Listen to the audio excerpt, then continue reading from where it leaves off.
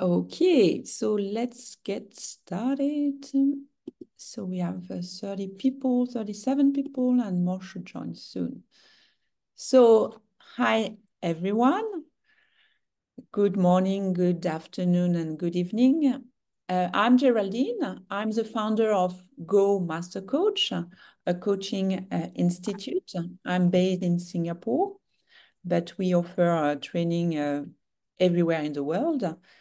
I'm very, very excited today to welcome a coaching icon, the coach, Marion Franklin. So Marion's work has not only shaped the coaching industry, but has also personally inspired my coaching style. I was really looking for a pragmatic, practical approach, yet a transformative way to help my client. And when I read Marion's book, this is exactly what I found. I really, really love this laser-focused approach, which is very unique. And I think, Marion, you're a visionary for that. Huh? And I'm sure we will use it more and more in this fast-paced world.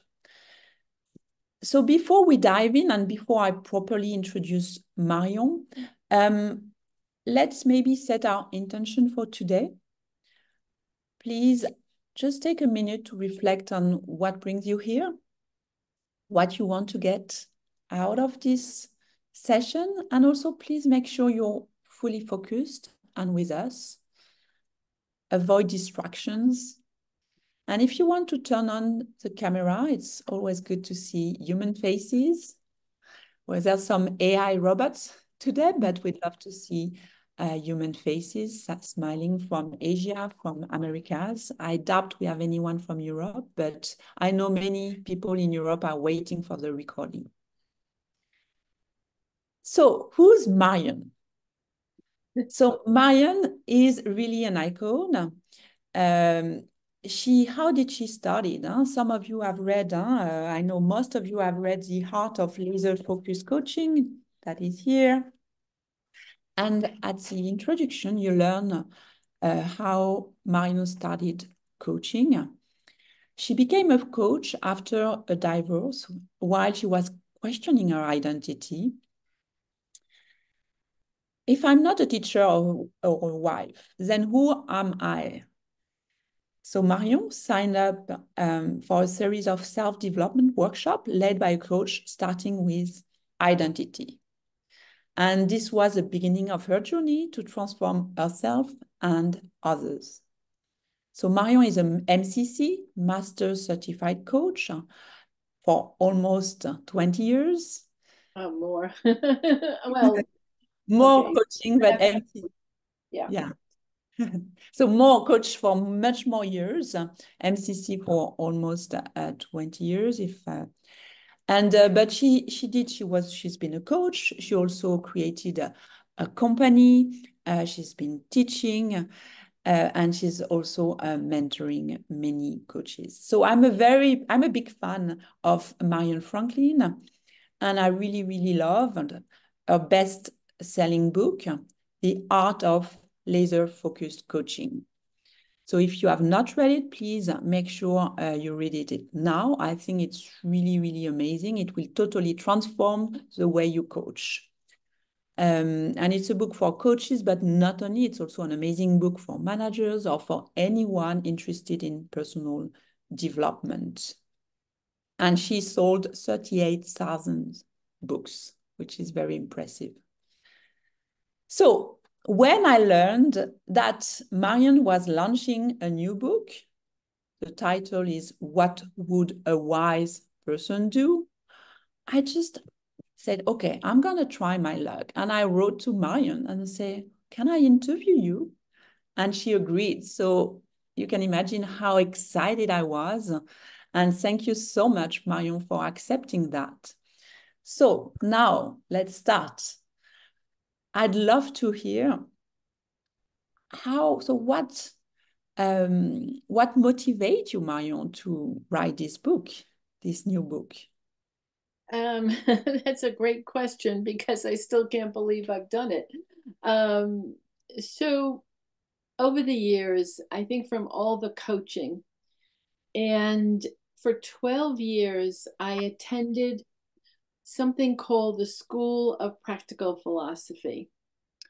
And it was a place for me to be exposed to, I want to say more of the spiritual, but not in a woo woo way. But more importantly, it really taught me about presence, about meditating, about being in the moment. And we studied a lot of this philosophy that just, basically is way over most people's heads. But what they did was they took it and they taught us how to make it practical. So we had all these great discussions. And between those discussions and what I was seeing in coaching, I realized that I had all this information, all these examples of things I could share that I think would help the general public for sure, and especially for coaches and social workers and therapists, because it's all about understanding human behavior. And more importantly, my I want to say my thing has been for a long time, if you want to be a good coach, you have to work on yourself first. And this book really helps with that. It really helps to get people to be much more introspective and to really think about how you respond to things and how you react to things and how you deal with things. And I see it as a book for clients. I see it as a book for parents. I think it could help anyone. And so I wasn't going to write another book after the first one. I said, no, I can't do this anymore. But a lot of it was already written in different ways. So it was just more about taking it and putting it together and making it into a new book. So I think that's pretty much how it came about. Wow, thank you. Thank you very much. So it seems that it has been not always an easy journey to write this book, Marion. No, writing a book is not an easy journey, I'll tell you that. But what was really good about this was I could take these different concepts and I came up with 101 little stories, I want to say. They're all short. They take maybe 3 to 5 minutes to read. But the goal is for them to sit with people and really, hold on to different things to try out. But putting it all together, no, it was not an easy process. I think the first book was harder in that I was starting from scratch, really just taking all of these unbelievable concepts and ideas and then trying to figure out how to put it into a book. This book was a little easier in that way, but it's not easy. That's the bottom line. It's really not. But I'm glad that I did it, and I'm really hoping that people will embrace it. Thank you, Marion. I'm sure. So you mentioned there's 101 stories. Would you mind, and it's about human behaviors, would you mind sharing about, what are the types of behaviors and maybe share about one story, if you don't mind? Sure. So what I can do is, first of all, I can say that the book is divided into 4 categories. I'm not sure I can do it by heart. Let me try. So one is pearls of wisdom, just general pearls, we'll say. One is about creating connections. Okay, all right. Yeah, one is about creating connections, um, and basically relationships. And sorry, but if you do this, it's great that everybody can see the cover, but I can't remember my four categories.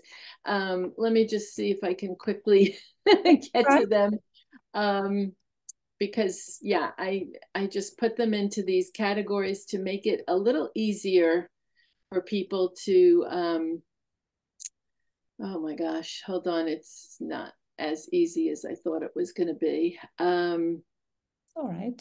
Let me just, because I was ready for the actual story. So let me get to the, gosh, I am so sorry, people. Now we can just, if you, we can just listen to your story. Well, I wanted to, yeah, I wanted to be a little better prepared, and I thought I was, but apparently I messed that up. Totally. All right, let me see if I can. Okay. Eliminating obstacles, which Yeah. is like removing barriers that get in our way. The connections I talked about, personal empowerment, just perspectives for being your best. And I think then the pearls of wisdom, like valuable insights that are going to make a difference. Awesome. Thank Yeah. you very much, Marion. So 4 categories and 101 stories. Yeah, and I think, we had talked about maybe just reading a piece of a story.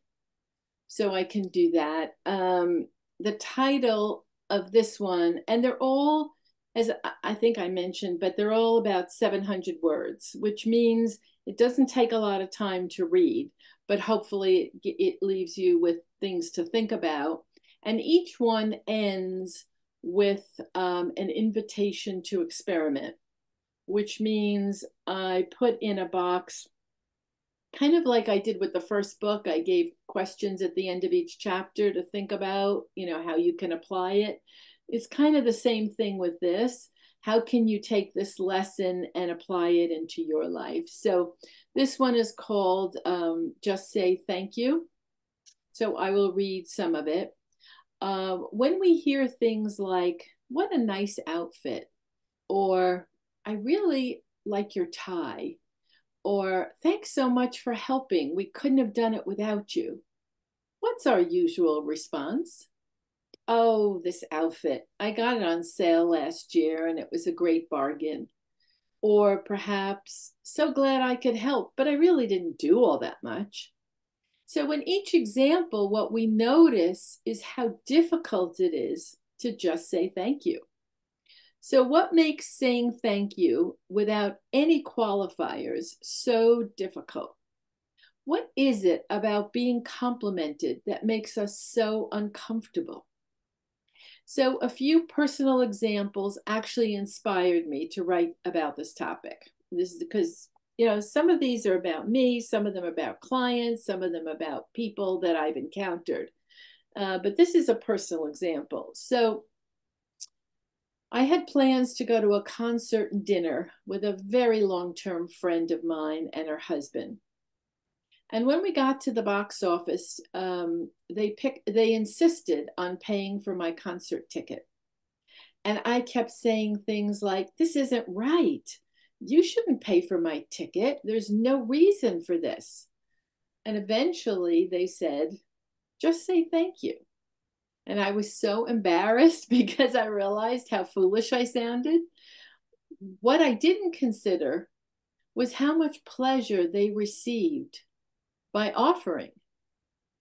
So the same thing happened again when we went to dinner. My first instinct was to fight for the check, but I simply said, "Thank you so much. I appreciate this."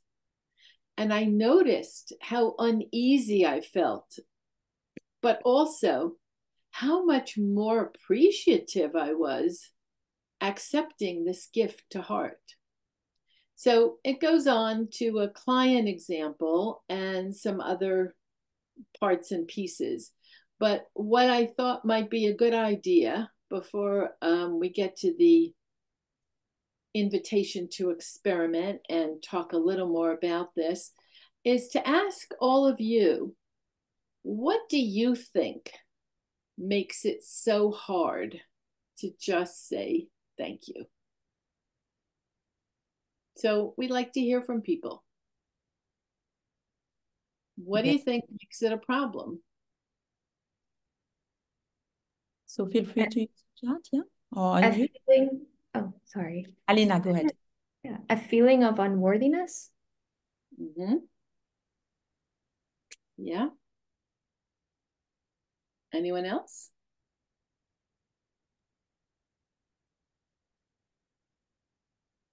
False humility sometimes. I'm sorry, what was that? Like a false humility. Yeah, definitely. Mm-hmm. False humility. Mm-hmm. And Anyone else? Oh, Chen Han in the chat is saying cultural norm to be modest. Yes, that's true. That's true. Mm-hmm. A fear of being judged from Twilin. Mm-hmm. And maybe we think we don't deserve. Absolutely. Yeah. Self-worth, lack of confidence. Mm-hmm. Sounding immodest. Yeah. Being touched and thus feeling vulnerable. All of the above. These are great answers. Yes. All of that. So in this little story, not wanting to owe anyone anything. Yeah, that's another thing we do. But when we think about it, it's really interesting because while it is definitely about a lack of self-esteem or self-confidence, it doesn't allow us to think we're worthy. But in this invitation to experiment, what I say is consider paying attention to the responses you get when you compliment or treat someone, and notice how the protesting takes away from your joy of giving. And more importantly, practice just saying thank you when you are treated or complimented. At first, it may seem uncomfortable, but you may discover that when you only say thank you, you truly take in the compliment or the gift. It leaves a space for acceptance. So that's just, again, one little example from the book. One little, and as I said, there's more to the story, but the gist of it. And there are several more of that type, where it will, don't take it personally, or, kind of this perfection and control. Like a lot of the themes that I wrote about in the Heart of Laser Focus coaching are basically also themes that come up, in life, and therefore in this book, What Would a Wise Person Do? And in the introduction to the book, I do explain where the question comes from and how it comes about. And I think it might also be in the first book. I'm not quite sure if it is, but I think it is, because I do talk about that question because I love it so much.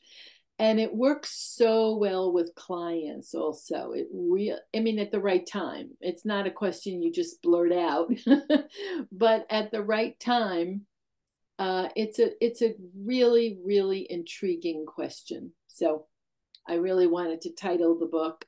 And the subtitle is Simple Ways to Cultivate a Fresh Mindset and Find Inner Peace. And I just thought I wanted something that would imply this is a way to kind of get a new perspective on things and to feel more peaceful in this chaotic world. So that was my goal in the subtitle. Thank you. And we certainly need it a lot these days. Yes, especially. Yeah, especially these days. It's getting faster and faster. So maybe we can just thank you, Marion. So if we go back to this story and this example, so the invitation would be to experiment it and to practice receiving and saying thank you, right? Mm-hmm. Yes, and noticing also when other people don't say thank you and they start, oh, this I got this on sale, or oh, I didn't really do anything, and what it feels like for you to hear that. Thank you very much, Mario. And maybe we'd love to hear you, how does it resonate with you today? If you can share in the chat, what did you think when you heard Marion's story? What were your thoughts? Did you start thinking of anecdotes or stories? What are you gonna do? If you can share in the chat.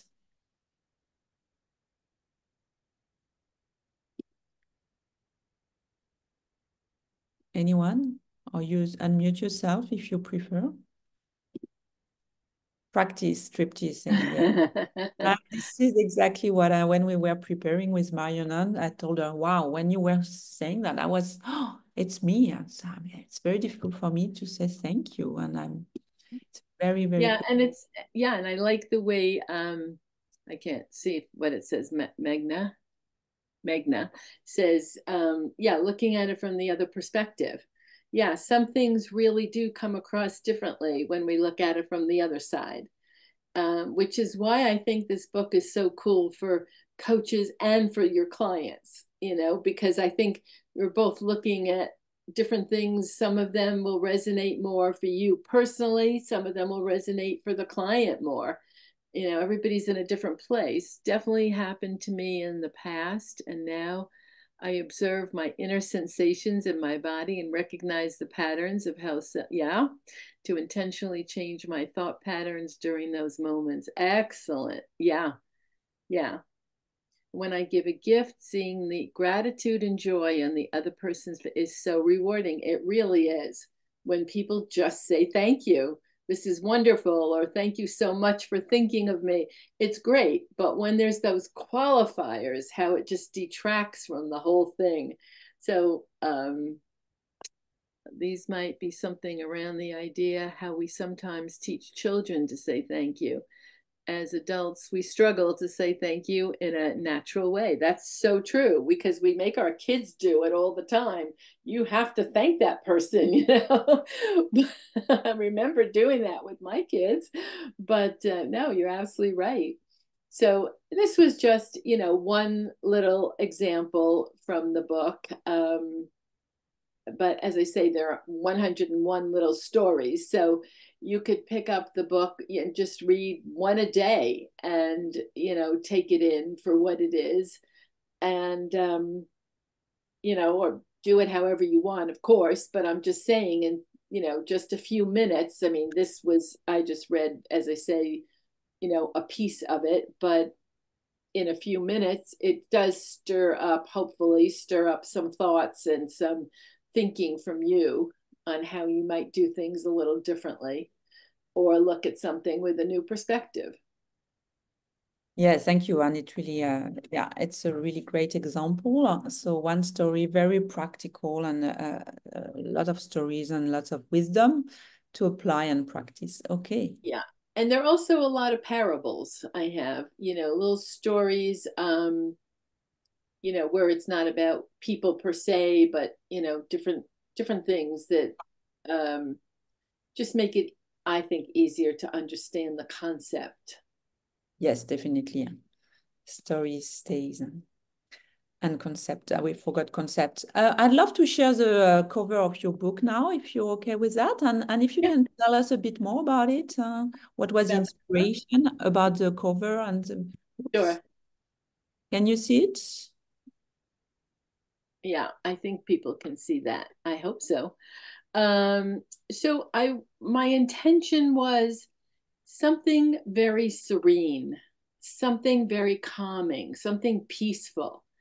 And originally, so I like the idea of the water. I like the idea of showing a book, and I really like the tree. but the trees were both bare, like the bottom tree. They were both like that. And then, I realized somebody had said to me, "What about making the tree green?" And I thought, oh my God, that is so brilliant. Because, it's kind of the reflection of where you might be and where you want to be. That was kind of my thinking. Anyway, but I chose it because, as I say, I just wanted something that looked peaceful and calm, and yet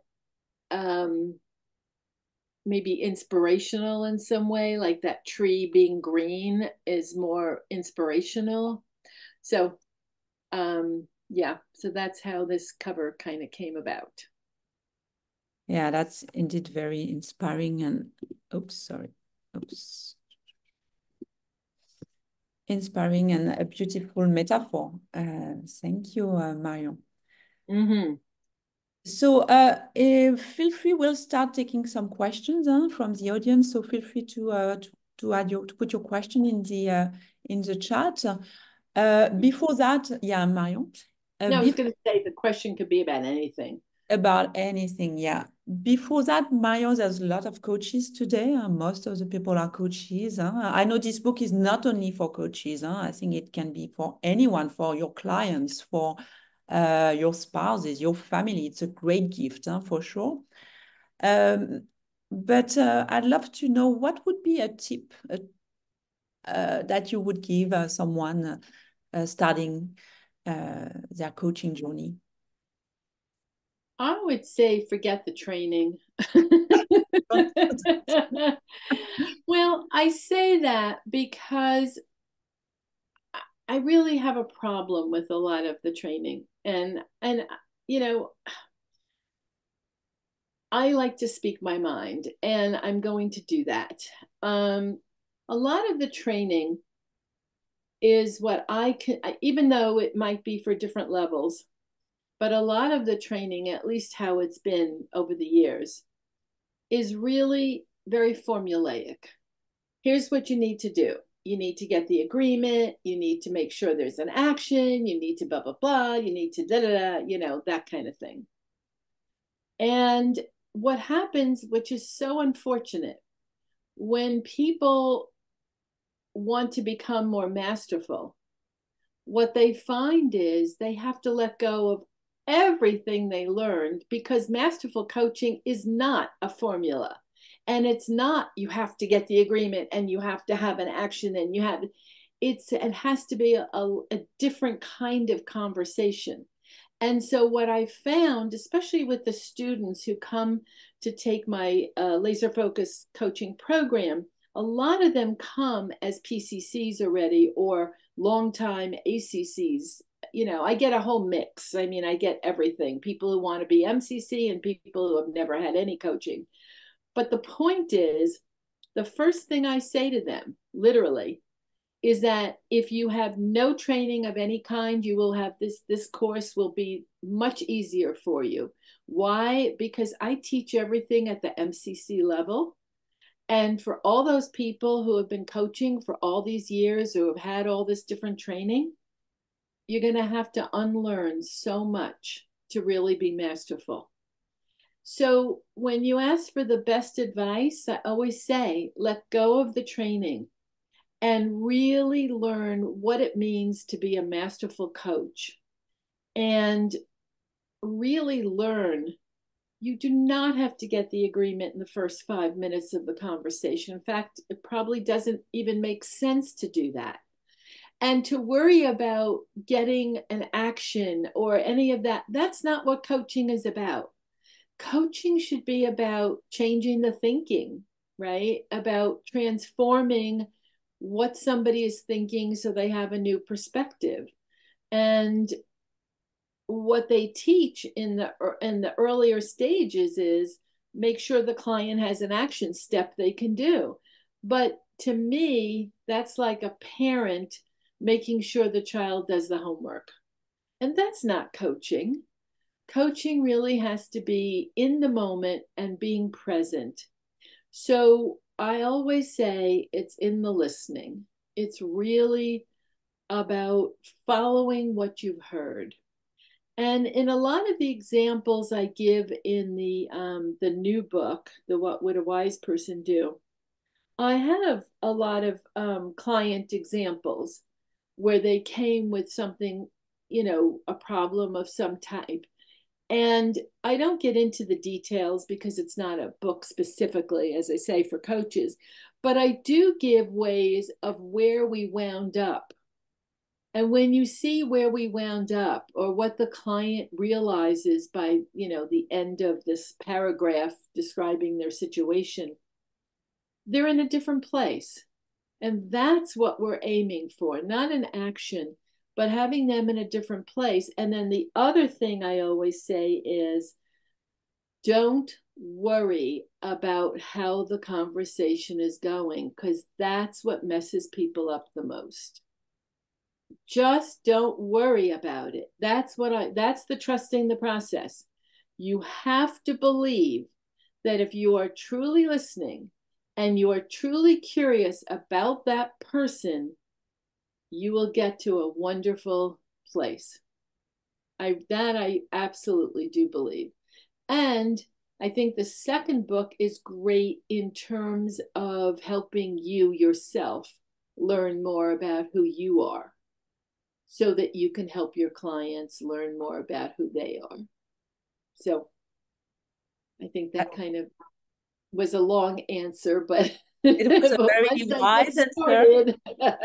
I like, very interesting. Thank you. Thank you very much. And thank you for being totally transparent and direct. This is what we love about you, Marion. So you mentioned just in the book that that's you learn when you read the book, you will learn a lot about yourself. Did you learn anything about yourself while writing the book, Marion? Oh my gosh. Oh my gosh. Yes. I learned about how, well, a couple of things came up. Number one, my need to be right and how that gets in the way of everything and everyone. About my impatience. I'm a New Yorker and I get very impatient. It does not bode well with other people. And a lot of it was, as I say, personal experience. So, and then I was able to take it and bring it to the coaching. So, for example, I had a friend, and I remember we were in a discussion and we were talking about Broadway theater, different shows and Broadway. And he asked me what my favorite one was. And I just quickly answered. I don't remember at the time what my answer was, but it was some show that I really loved. And then he said, "What made that your favorite?" And then I had this like weird feeling inside, like, oh, now I have to explain my answer. And that was what helped me so much, because I took that and brought it to the coaching. So when the client gives me an answer, I go to the next part of that, right? So I'm going to get better information, but I'm going to do it by finding out more about them. So it's little things like that I learned along the way so much about. Oh, so I remember one time it was the same friend, and I was so annoyed about something that he did. I don't remember now what it was, but it really annoyed me no end. And he asked me if, I'll never forget this because I can still picture myself. He asked me if I had any, I think it was hot chocolate, which comes in little packages. I don't know if you have that in other countries, but in here, it's just little packages of powder that you mix with hot water. And I grabbed the package and I literally threw it at him, literally just right across the counter.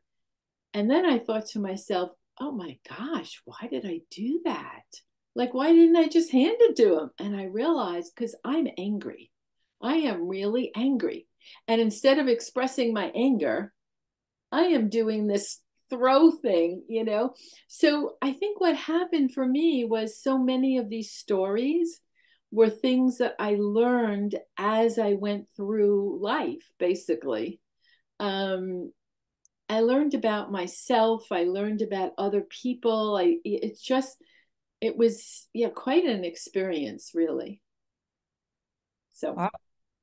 Thank yeah. you, Marion. That's awesome. So really being aware and capturing those little moments, emotions, and trying to reflect on them on the spot and being able to Yeah, that's what they call wisdom. You yes. know, when you do something and you stop and you think about it. And why did I do it that way? And what made me do that? And what's making this a problem for me? And blah, blah, blah. And when you do all that, that becomes wisdom. Wow. Thank you, Marion. I'm sure we'll increase our wisdom by reading the book. So thank you. Let's take some question. I think Chen Hen, you have one question for Marion. Would you like to unmute yourself, if you don't mind? If you're, I can read it as well, but would be better if you unmute yourself. Yeah, Chenin. I see Chenin, but you're on mute. I can read it if you prefer. Chen Hen, would you mind? In the meantime, feel free to add other questions. So I'm going to read Chen Hen question. So she said she loves the focusing on listening part, which is a great reminder. And as a follow-up question, she wants to know, how do you do that and manage the session at the same time? Okay, that's what I was talking about before. You don't worry about how the session is going. So actually, so this is the key which makes coaching masterful, is that you may find the whole rest of the conversation is based on just following what you just heard. It may not be anything they started with at all, and that doesn't matter. It may be one little piece where you followed up. So what made that so difficult for you, right? The client said, oh, it was so hard. And you're thinking, yeah, I could understand it was hard. But instead you say, what made it so hard for you, right? That's the question. And then they say, well, for me, it was hard because I wasn't sure I was going to do a good job. I wasn't sure that they were going to like what I. So, in other words, this is all about not feeling secure in what you're doing. So, what's that about? So now the whole conversation could just be that. And I'm fine. Because what they say they want near the beginning of a conversation is a joke. Because you want to go much deeper and give them much more. Now, it's not just sometimes about making a decision, it's about figuring out how to make decisions so that the next time they have to make a decision, they know how their mind works and how they're going to do it because they have the tools and the understanding of how they make decisions. That to me is way more important than just making the decision that they're asking for, if that makes sense. So there's always those layers, and you want to go deeper and deeper into those layers, no matter how the conversation works out. And by the way, when I learned how to coach, I talk about this a lot. We had 30 minutes. 30 minutes. They didn't care if you were in the middle of a sentence or you're in the middle of a word. They didn't care where you were. Stop. You could not say another word. And that's how I learned how to coach. 30 minutes. So if you allow an hour, you allow a lot of story. You allow a lot of conversation that may not be necessary. I'm just saying. That's a very good one. Could you share 1 to 3 most transformational questions from you? Okay. I don't specifically like, to have a cadre of questions because I think then you're not in the moment. But some of my really favorites are, and what does that mean? Honestly, one of my favorite questions. It's so simple, but it's so great. Or, well, like I said before, somebody says something was difficult. What makes it so difficult for you? And what would a wise person do is, in the right timing, is just a brilliant question. Absolutely brilliant. It works miracles. And putting it into context. So in other words, well, I can hear all these things that are going on with your husband. So what do you think a really wise wife might do? So like that, putting it into context. So I don't have specific questions, except what does that mean for you is my all-time favorite. And it's the simplest. Okay, let's see. How do you get to the core of the issue of your client and not being seduced by the narrative that your client, okay, the story is irrelevant. It's only the backdrop. It's just a bunch of words. My boss is awful. He hates me, and it's a terrible environment at work, and I can't stand my coworker. And da, da, da, da. Who cares? The bottom line is they're not happy at work. That's the bottom line.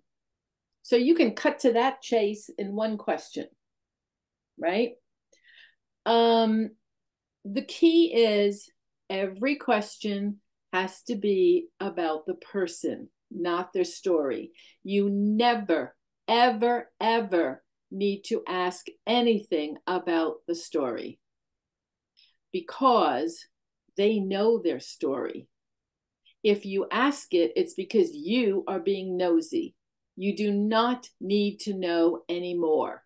You need to figure out what's the emotion and what's going on for them, but you do not need anything else. So to stay out of the narrative, you just ignore it, basically. Use it as your backdrop, but you don't really need it because it's about making decisions. It's about feeling unworthy. It's about not having clear boundaries. It's about wanting control. It's one of the themes. So that keeps you out. Let's see. What do you say to the client to stop the session when they are on the verge of a breakthrough towards the end? Okay. You should not have that breakthrough come at the end. What it's saying is you haven't drilled down deep enough earlier on. There was some wasted questions and there was too much story, because that breakthrough should come at least 5 minutes before the end. So if not, you go, well, if your session is an hour, you don't go over. That means you really had too much story. That's a sign for you as the coach. You didn't do a great job, seriously. But if your sessions are, I'm going to say maybe like 45 minutes, and now at 44 minutes, the client is going to have some amazing breakthrough, then I say, let them have it. And then say, okay, now that you realize XYZ, what kind of support could help you as you continue with it, with whatever?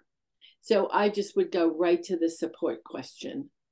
And then you can, you're really near the end there. But keep in mind that that breakthrough should come sooner. And that's your clue that you had too many questions that weren't needed.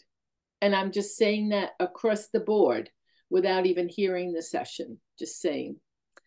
Okay. In the credentialing journey, our coaching is checked against the competencies. This question was asked, check, how to reconcile making the grade and masterful coaching. Yeah, so it's kind of a joke, really. But here's the key, I think. If you really, truly only ask questions about the person and not their story, I think if you do that, you will automatically cover all those competencies without even knowing it. Because if you reflect and ask your question, you're showing active listening. If you ask a question about the person, not the story, you're showing natural curiosity.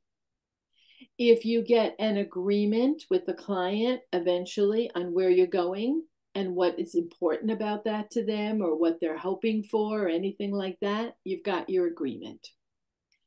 So I think all of the parts and pieces, even though they're written out as competencies and bullet points and markers and all that kind of stuff, if you really keep asking questions truly about the client and not their story, I have recordings that are 30 minutes. The client has major breakthroughs all through the conversation. There's a shift, there's a shift, there's a shift. They reach an amazing place of seeing everything in a different way. Do I worry about the competencies? I don't even think about them. All I do is focus on this person. Who is he or she in this moment, and what does he or she need in order to be okay? Where are they? Where can they go?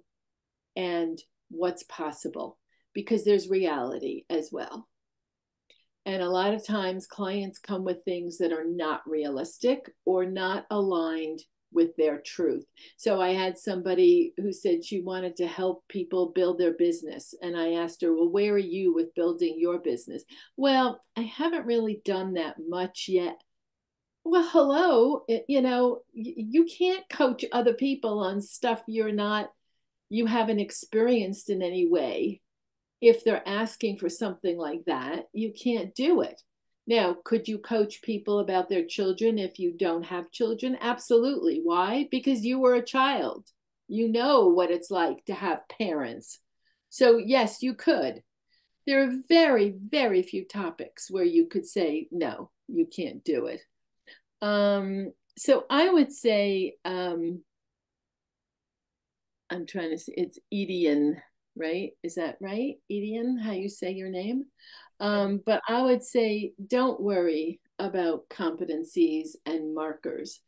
Just go deeper and deeper and pick up on everything they say, not the story parts, but, oh, wait a second. I thought I heard you say that it was the same kind of thing that happened a few years ago. What's that about? Oh, that's one of my other questions, by the way. What's that about? It's an easy question, but it works. I just want to understand this person. The questions don't have to be fancy. A matter of fact, I always say, the more specific your question, the worse it is. Stay broad, stay open, make it a simple, simple question. However they answer, who cares? You're going to get great information. So ask simple questions. Thank you. Yeah, I think Antonia has a question. She raised her hand. Feel free to unmute yourself, Tony. Yes. Hi, Marion. I just wanted to dig a bit deeper into the whole forgetting the structure, forgetting the goals, things you talked about. Because I like to do that. I like to get curious and then, I just dig in whatever comes and feel like I go a bit all over the place sometimes. And I love doing that to go deep, but I feel like sometimes there's a bit of resistance from the client. Like they're like, oh, but I just wanted a solution for this problem. And now we're going in this direction. Okay. So how do you handle that? Yeah, you don't want to frustrate the client. They just want a solution and you're going into all this other stuff. So what I say is, you will get a solution, but we need to look at how it's going to work best for you. So when if they ask me a direct question, like what would you do? I always say, I'm happy to share what I would do, but first let's look at what's going to be best for you.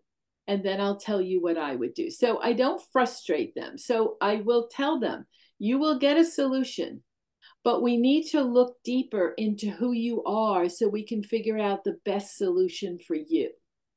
That's how you're going to handle it. Okay? Thank you.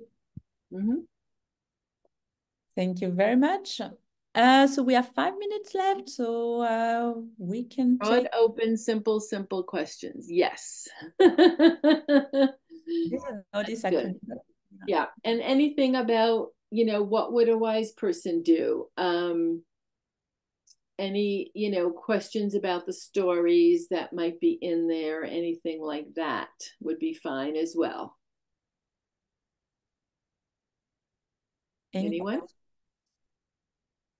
And Fong, would you mind sharing as well for people just to subscribe to Marion's newsletter to know exactly when the book will be published while we wait for a question on the book?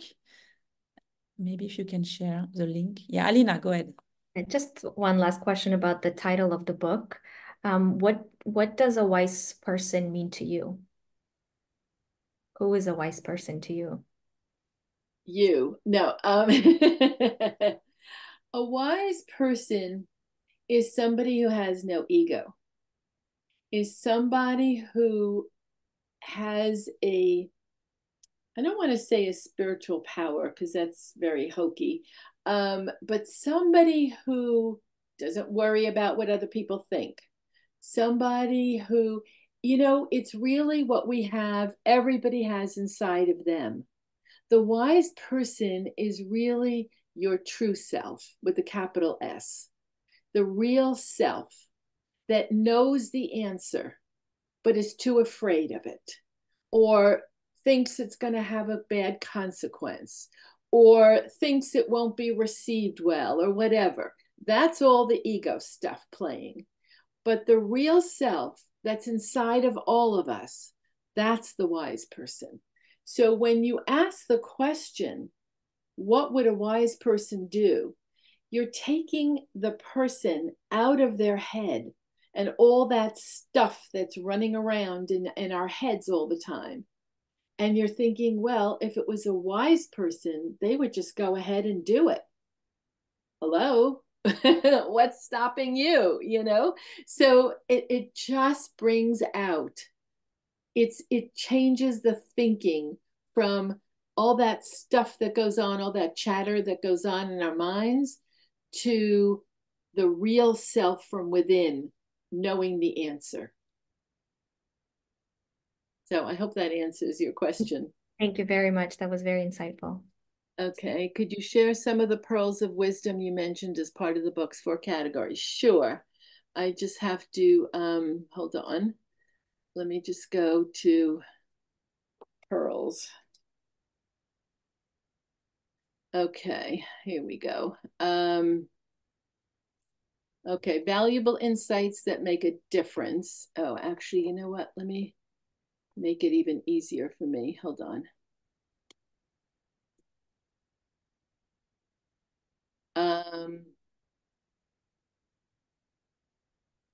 Is something better or worse than?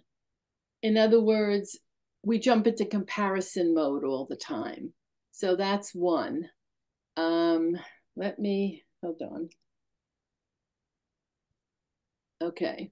All right, let me get to do this the easy way. So, pearls of wisdom. Expectations get in our way all the time. Attachments. We get attached to so many things that are really not things we should be attached to. For the first time, in other words, walking into a place or a room or something as if it were the very first time, you see it so differently. The either or, which is a very common theme. It's either this way or this way, but we know that's not really true. Going to extremes. Sometimes we have to go to extremes in order to find the middle. Success redefined. Success is not about money. It's about who we are as people. Attitude of gratitude and how we can be grateful for things. No regrets. We always have a story. Obstacle illusion, which is kind of like, well, what if you had all the time in the world? What would be different? Or what if you had all the money? What would you do? Like there's always this obstacle we put in our way. playing old tapes, which is basically we take the messages we got when we were children and we're still holding on to those messages as adults. What else? Limiting beliefs, baggage, all the stuff we carry with us. The present moment, point of view. And then the last one, which is my favorite, is wise person. Number 101 is wise person. So I hope that helps with giving you some idea of some of the pearls of wisdom. Who asked? I don't know who asked that question. It was Romy. Romy from Hong Romy. Okay. So does that help, Romy?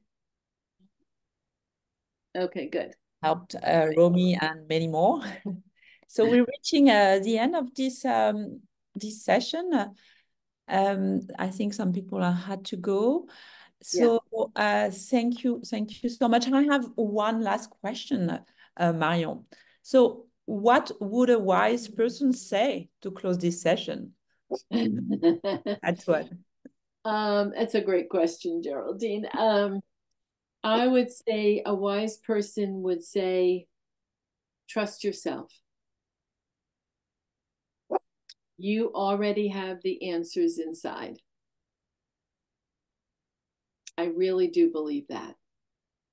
So, yeah. And, if I think about that that's from the Marion perspective, trust yourself. But if the question were, what would a wise person now say at the end, it would still be probably trust yourself, or believe in yourself, or know that you are okay. Anything in that vein.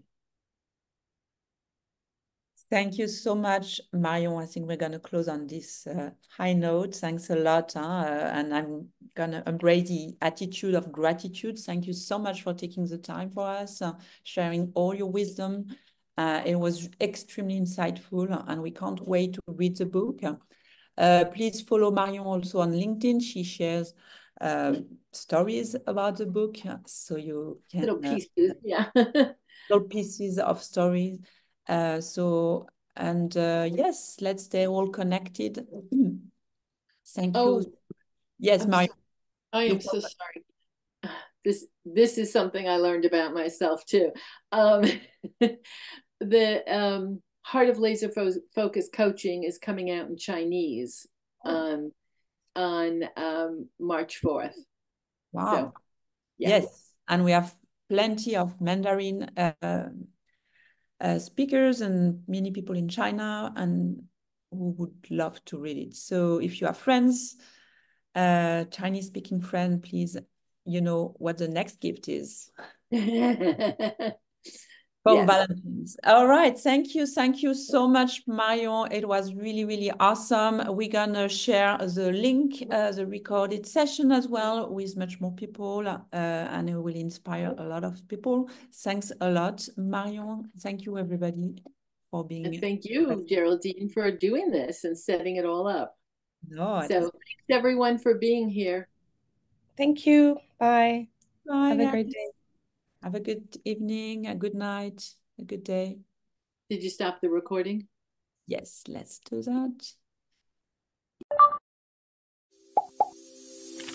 that.